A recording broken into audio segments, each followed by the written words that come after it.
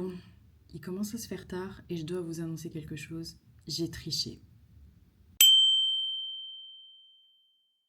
Salut à tous, j'espère que vous allez bien. Dans cette vidéo, je vais vous expliquer pourquoi je dis que j'ai triché en début de vidéo. Il s'agit du jour 6 de mon challenge et donc je vais vous dire où j'en suis actuellement. Je ne savais pas trop comment filmer. Est-ce que je dois refaire le même processus que la dernière fois ou est-ce que je dois le faire d'un autre format? Pourquoi? Parce que vu l'heure qu'il est, le temps de faire le montage, je pense que j'en ai pour jusqu'à 3 heures du matin et honnêtement, j'ai besoin de dormir un petit peu. Donc, ce que j'ai fait, c'est que j'ai résumé de manière succincte mais de manière claire ce que j'ai fait au cours de la journée et je vais vous expliquer le contexte. Nous sommes à la deuxième moitié du challenge. Pour ceux qui ont suivi le challenge depuis le début, vous savez par quelle galère je suis passée. Je vous ai montré mon processus de travail, je vous ai montré les erreurs que j'ai faites et comment faire pour les améliorer depuis. Ça a suscité de l'intérêt avec certains abonnés qui ont commencé à me contacter et sur YouTube et sur LinkedIn pour me proposer des suggestions quant à l'amélioration de mon application. Pour ceux qui n'ont pas vu la vidéo où je m'adresse directement à mes abonnés, c'est la vidéo juste avant, je vais la placer ici. Et vraiment, il y a des points de vue qui sont extrêmement pertinents, notamment de la part d'ingénieurs, de développeurs, mais aussi d'un point de vue business pour la partie associée, puisque il va être aussi question de cela. Là, j'en suis à un point où l'étau se resserre. Il y avait un commentaire qui était extrêmement bien détaillé et il y en avait un autre aussi qui me permettait de faire un prototype, sachant qu'il me reste exactement 5 jours.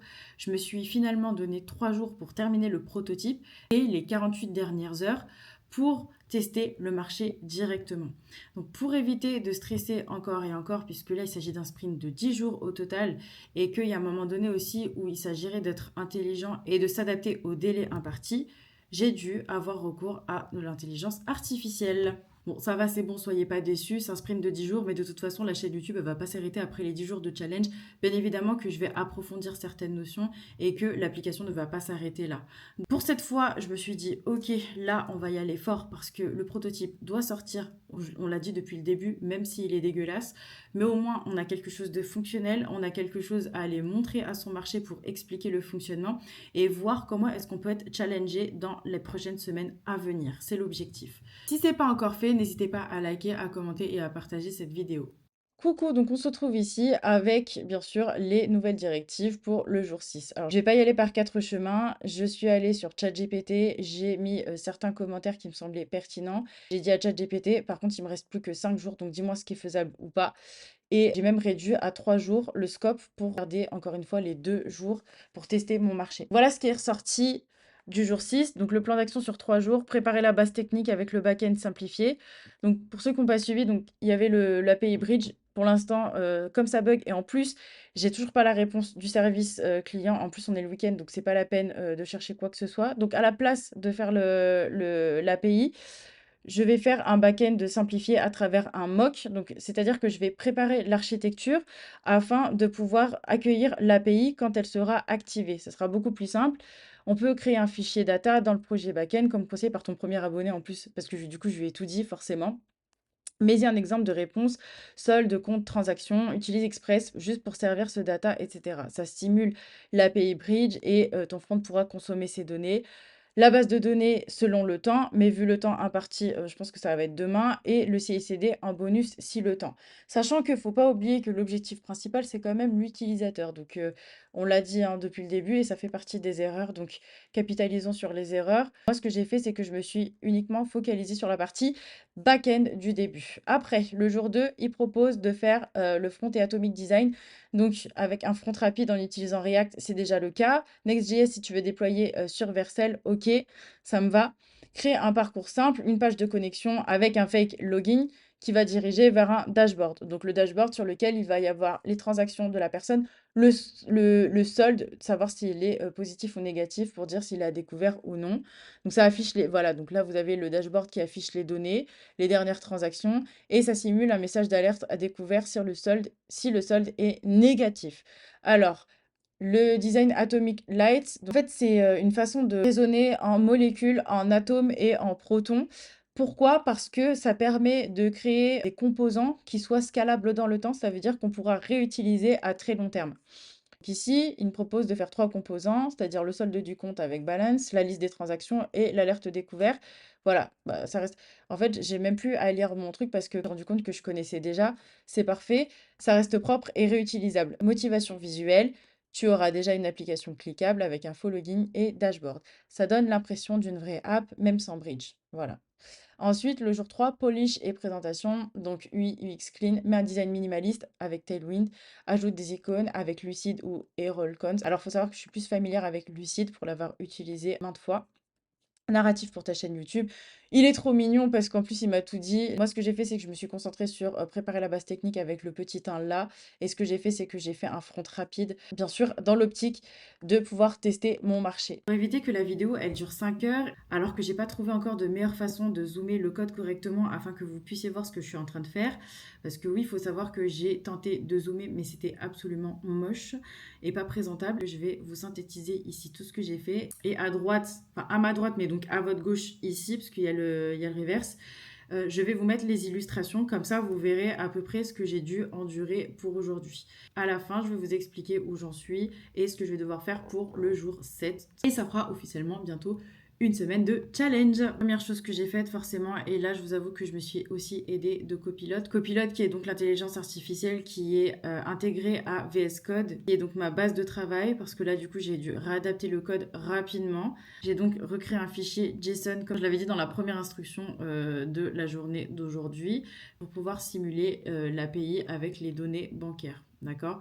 Donc là, forcément, les données, elles sont dans le dur, mais pour l'instant, on va se contenter de ça et on voit de toute façon si l'utilisateur, il va prendre après. Donc là, je vous explique un peu les coulisses et on va voir le rendu tout à l'heure. Ok, de la lumière, c'est pas plus mal. J'ai refait le back-end avec ce fichier-là pour pouvoir simuler l'API de Bridge quand je vais pouvoir intégrer cette API-là. Finalement, je me suis avancée sur le jour 2 du plan en créant directement les composants, donc c'est-à-dire le solde avec les transactions passées et aussi l'alerte pour savoir si oui ou non la personne est à découvert. J'ai aussi créé le dashboard pour faire en sorte que l'utilisateur puisse afficher à la fois son solde et aussi ses transactions et l'alerte si oui ou non il est à découvert.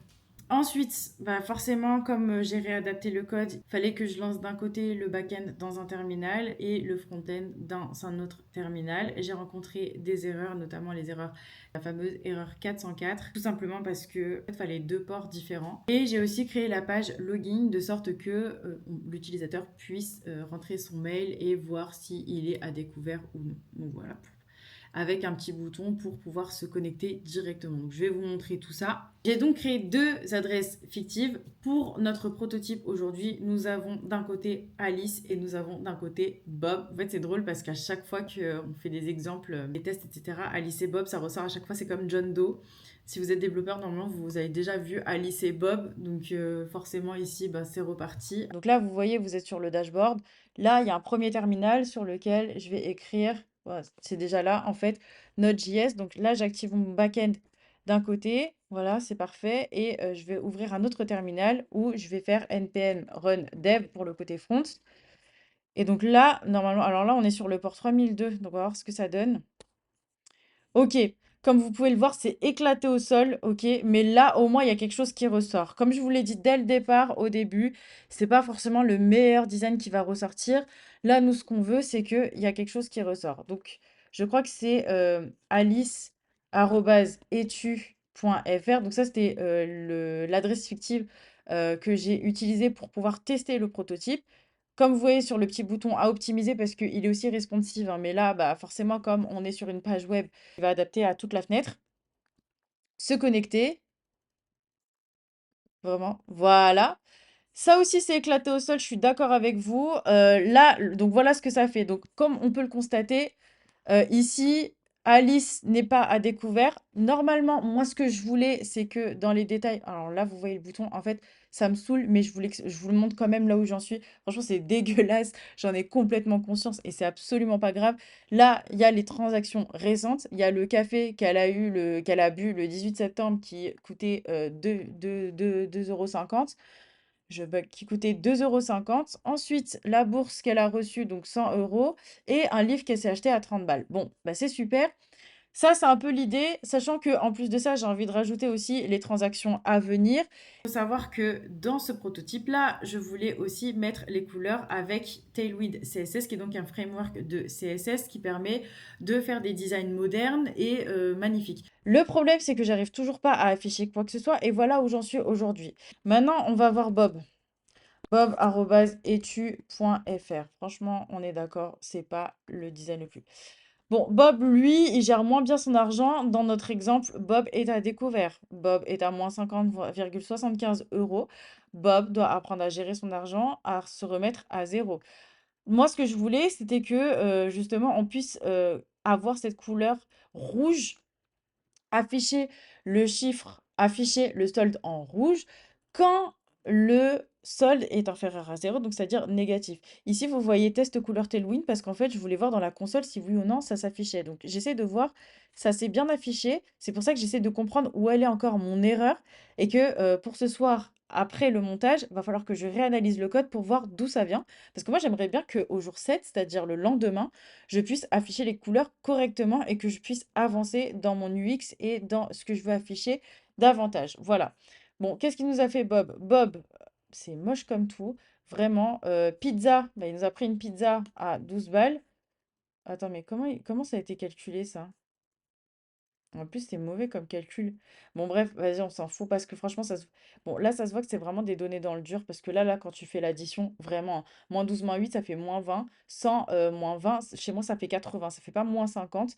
Donc, déjà, pour commencer, j'aime pas du tout. En fait, j'ai voulu faire un exemple de positif, un exemple de négatif. Mais évidemment que je vais faire les calculs derrière. C'est juste que là, vraiment, vu que le temps est compté, il fallait que je ressorte au moins quelque chose. Donc là, on est vraiment là, je pense que vous voyez vraiment le processus dans lequel je suis, c'est-à-dire que un, il y a des délais impartis, 2, faut sortir un truc même si c'est dégoûtant.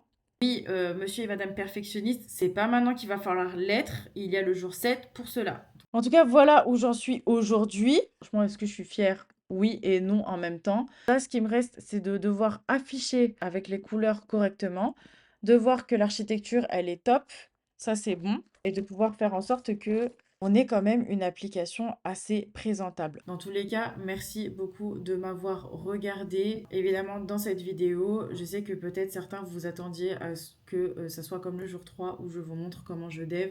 Mais là, vu que le temps est compté et qu'à un moment donné, on a 24 heures et que j'ai d'autres obligations personnelles et professionnelles à l'extérieur et que je veux aussi être assidu dans mes vidéos, il a fallu que je tranche à ce niveau-là. Donc voilà, pas toujours évident, c'est pas toujours parfait dans la vie, c'est pas toujours comme on a envie que ça s'affiche, c'est pas toujours comme on a envie que ça se passe, mais ça arrive et ça veut pas dire qu'au jour 10, il y aura pas quelque chose de ouf.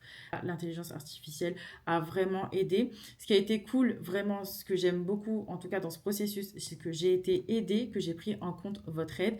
Et d'ailleurs, sachez que tous les commentaires détaillés concernant le processus du back-end au front-end, c'est quelque chose dont il faut absolument que je tienne compte pour le futur parce que je trouve que vraiment ça se voit que là il y a le profil ingénieur qui est là et donc il y a le côté complet de la création d'une application. Simplement, voilà, je pense qu'il y a besoin de plus de 5 jours pour le faire.